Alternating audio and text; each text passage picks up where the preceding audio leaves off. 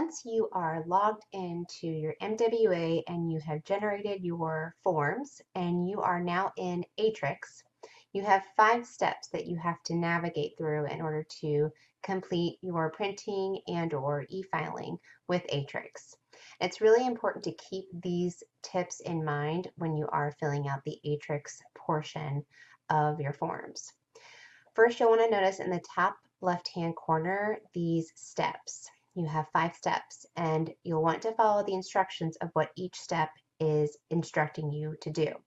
This one is verifying your employer information. So all of this information that you're going to be filling out will be put on your employer 1094-C form.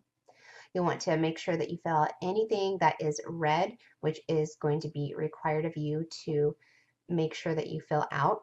If you hover over the box that is red, you'll notice that you do have more information that the system will give you inside of Aatrix as to what it's looking for. You can also take advantage of clicking on the actual link wherever there is a link, and it will open up a new website with more information about what this is actually talking about. And again, you'll want to make sure that you fill out all of these red fields, otherwise you will not be able to move to step 2. Once you've filled out all of your information, you will want to click the Save Disk in the top right-hand corner to save the changes that you've made, and then you'll want to click the green arrow to move to the next step.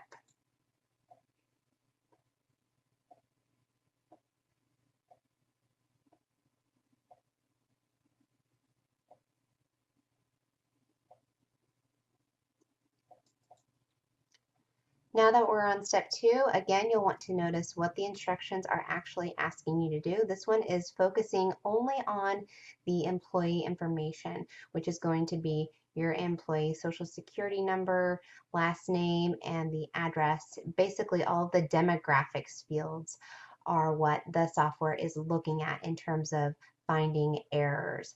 And you're going to notice that the errors are going to always be displayed in the bottom right-hand portion of your screen. And when you click on the actual error link, it will take you directly to the record that has the error. And you'll notice here that the employee zip is required. So this is a nice feature of the software to catch that for you. And once you enter the zip code for this error, you'll move on to the next error, which it looks like we have the same type of error.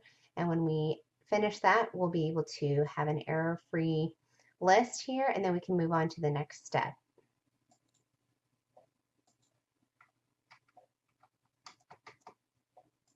If you click off, you'll see that the errors have gone away, and we're going to save our changes before moving on to the next step, which is step 3.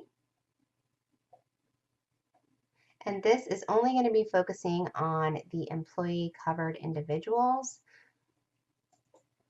So according to the ACA rules, if you are self-insured as a company, you will be required to report on your dependent information and the covered individuals that fall within this category. So you'll want to review those people here, and you can click on each line here if this applies to your actual company benefit offering.